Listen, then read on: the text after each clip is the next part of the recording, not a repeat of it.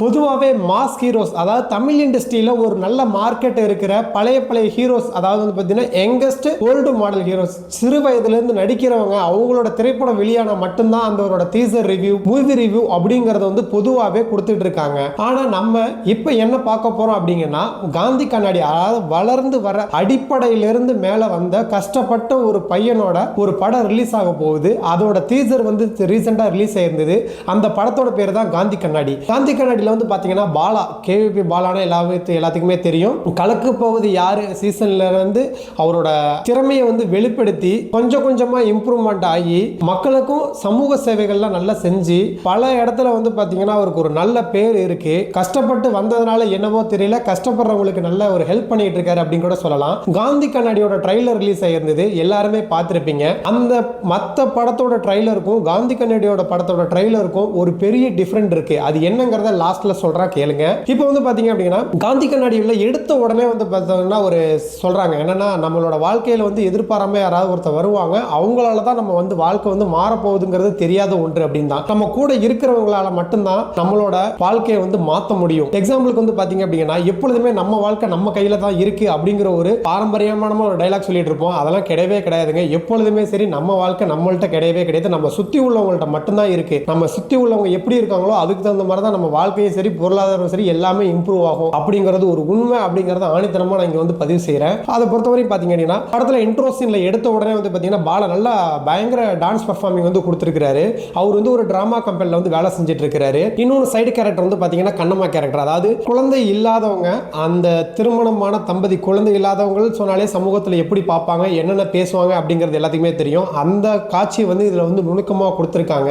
ஒரு மேரேஜுக்கு போறப்ப, அதாவது ஒரு 60 கல்யாணத்தை அட்டன் பண்ண போறப்ப தான் கேட்குறாங்க, இது மாதிரி நமக்கும் ஒரு பையன் இருந்தானா இது மாதிரி நமக்கு 60 கல்யாணம் பண்ணி வச்சிருப்பான்ல அப்படிங்கிற மாதிரி சொல்றாங்க. அந்த இடத்துல வந்து அவர் ரொம்ப ஃபீல் ஆயிடுறாரு. பொதுவாக வந்து பாத்தீங்க அப்படின்னா, வாரத்துக்கு 7 நாளுக்கு 7 சாப்பாடு செஞ்சு கொடுக்குறாங்க அவங்க ஒய்ஃப். அதை சாப்பிட்டுட்டு இவர் வந்து நல்லா இருக்குன்னு ஃபோன் பண்ணி சொல்றாரு. அதை வந்து பாலா கேட்கிறாரு, அது சாப்பிட்றதே தயிர் சாதம் தான், அதுல என்ன நல்லா இருக்குன்னு சொல்ற அப்படிங்கிறப்ப அவர் வந்து ஆப்போசிட்ல என்ன சொல்றாங்கன்னா, நான் அவங்க சமைச்சு கொடுக்குற சாப்பாடை வந்து சாப்பிட்டுட்டு நல்லா இருக்குன்னு கூட சொல்லாட்டி நீ எதுக்கு கல்யாணம் பண்ற அப்படிங்கிறத வந்து கேட்டிருப்பாரு. பொதுவாகவே வந்து பாத்தீங்க அப்படின்னா, வீட்டில் உள்ளவங்கள மதிக்கணும், அவங்க செஞ்சு கொடுக்கறதுக்கு ஒரு உணர்வு வந்து நம்ம வெளிப்படுத்தணும் அப்படிங்கிறத இந்த இடத்துல ஸ்ட்ராங்கா பதிவு செஞ்சிருக்காங்க. அதோட பாடல் முன்னாடி வந்து ரிலீஸ் ஆயிருந்தது. அதுல பாத்தீங்க அப்படின்னா, முதுமையான லவ் அப்படிங்கறது வந்து நல்லா ஒரு ஸ்ட்ராங்கான ஒரு லவ் ஸ்டோரி கொடுத்திருக்காங்க. அதாவது நம்ம இப்ப பண்ற டீனேஜ் லவ் விட வந்து பாத்தீங்கன்னா வயது முதிர்ந்த காலத்துல வந்து பண்ற லவ் தான் வந்து ஒரிஜினாலிட்டி லவ், அதுலதான் ஒரு உண்மை இருக்கு அப்படிங்கறத வெளிப்படுத்துற மாதிரி நல்லா கொடுத்திருக்காங்க. பொதுவா வந்து பாத்தீங்க அப்படின்னா, சின்ன சின்ன நடிகர், இது மாதிரி வளர்ந்து வர நடிகருக்குலாம் வந்து ஹீரோயின் கிடைக்கிறது ரொம்ப கஷ்டம். அதே போல வந்து பாத்தீங்கன்னா பல பேர்த்திட்ட வந்து கேட்டிருக்காங்க, இந்த மாதிரி பாலா படத்துக்கு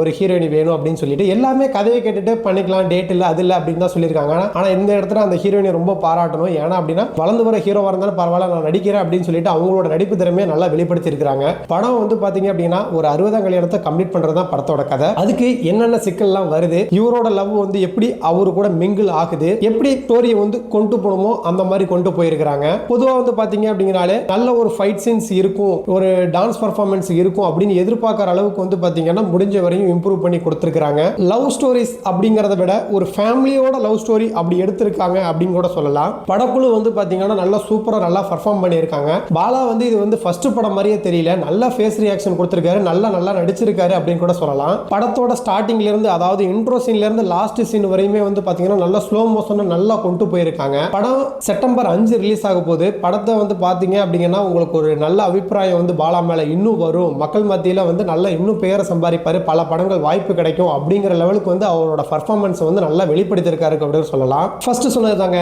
மற்ற பட டீசருக்கும் இந்த காந்தி கண்ணாடி பட டீசருக்கும் ஒரு டிஃபரெண்ட் இருக்குன்னு சொல்லியிருந்தல, அது என்ன அப்படின்னு பாத்தீங்கன்னா, எல்லா படத்தோட டீசர் வந்து பாத்தீங்கன்னா ஸ்டார்டிங்ல வந்து பாத்தீங்கன்னா ஒரு லவ், ஒரு ரொமான்டிக், ஒரு ஸ்லோ மோஷன்ல கொண்டு போய் எண்ட்ல வந்து பாத்தீங்கன்னா ஃபுல்லா ஃபைட் சீன் அடிச்சு முடிக்கிற மாதிரி ஏதாவது ஒரு மாஸ் டயலாக் வந்து பின் பண்ணி அதை நடுவில் சொல்லிட்டு முடிச்சிருவாங்க ட்ரைலர் அப்படின்னு சொல்லிட்டு. ஏன் அப்படின்னா படம் பார்க்க வரவங்களுக்கு ஒரு எதிர்பார்ப்பை கொடுக்கும் அப்படிங்கிற மாதிரி கொடுத்துருக்காங்க. ஆனா காந்தி கண்ணாடியை பொறுத்தவரையும் பாத்தீங்கன்னா டீசர் ஃபர்ஸ்ட் சீன்ல இருந்து லாஸ்ட் சீன் வரையும் ஒரு ஸ்லோவான ஒரு மூவிங்ல தான் போயிருக்கு அப்படின்னு கூட தான் சொல்லலாம். ஏன் அப்படின்னு பாத்தீங்க அப்படின்னா, ஸ்டார்டிங்ல என்ன ஸ்டோரி கொண்டு வராங்களோ அதை எண்டுக்கும் கொண்டு வந்திருக்காங்க அப்படிங்கறத நல்லாவே ஒரு டீசர் வந்து நல்லா இருக்கு அப்படிங்கறத சொல்லலாம். எல்லா ட்ரைலர் கம்பேர் பண்றப்ப இந்த ட்ரைலர் நல்லா இருக்கு. முடிஞ்ச வரையும் பாத்தீங்க அப்படின்னா ட்ரைலர் பார்க்காதவங்க மறுபடியும் போய் பாருங்க. காந்தி கண்ணாடியோட ட்ரைலர் அவ்வளவு அற்புதமா இருக்கு. இதை பத்தி நீங்க என்ன நினைக்கிறீங்க அப்படிங்கறத கமெண்ட் பாக்ஸ்ல கமெண்ட் பண்ணுங்க. வளரும் நடிகர்களுக்கு எந்த லெவலுக்கு சப்போர்ட்டிவ் இருக்கு, அதுவும் பொதுவாக மக்களுக்கு சேவை செய்யற நடிகர்களுக்கு எந்த மாதிரி சப்போர்ட் இருக்கு அப்படிங்கிறதையும் கமெண்ட் பாக்ஸ்ல கமெண்ட் பண்ணுங்க. அவரோட மூவி டீசர் ரிலீஸ் விழாவுக்கு வந்து பாத்தீங்கன்னா எல்லாருமே வந்திருந்தாங்க. அதுல பத்திரிகையாளர்கள்லாம் வந்து கேட்டாங்க, இது மாதிரி நீங்க வந்து மக்களுக்கு எல்லாம் செய்றீங்களா, அதெல்லாம் எப்படி நினைக்கிறீங்க, எதை நினைக்கிறீங்க அப்படிங்கிற மாதிரி. அதாவது கேள்வி கேட்கலாம் தப்பு இல்லை, என்ன மாதிரி கேள்வி கேட்கணும், அதுக்கு ஆப்போனன்ட் வந்து ஏதாவது லூஸ்டா கூட்டு அதை கண்டென்ட்டா மாற்றணும் அப்படிங்கிற ஒரு நோக்கத்தில் மட்டும் கேள்வி கேட்கக்கூடாது. கேள்வி கேட்குறோம் அப்படின்னா மற்றவங்களுக்கு பயனுள்ளதாக இருக்கணும், அது அவங்கள்ட்ட இருந்து எதிர்பார்க்கறத நம்ம கரெக்டாக இன்புட் சேர்க்கணும். அவர் ஆனால் பாலா வந்து பார்த்தீங்கன்னா நீட்டாக அழகாக முடிச்சிட்டாரு. நீங்கள் என்ன சப்போர்ட் கொடுக்குறீங்களோ அதுக்காக நான் வளர்ந்துருக்கேன் அப்படிங்கிற மாதிரி நல்ல ஒரு ரிப்பீட் பதில வந்து கொடுத்துருக்காரு. அது ரசிகர்கள் மத்தியில் வந்து பார்த்தீங்கன்னா ஒரு மகிழ்ச்சியை தருது அப்படிங்கிறத இந்த இடத்துல பதிவு செஞ்சுக்கிறேன். இது போல சுவாரஸ்யமான நியூஸுக்கு நம்மளோட சேனலை மறக்காம சப்ஸ்கிரைப் பண்ணி ஃபாலோ பண்ணிக்கோங்க.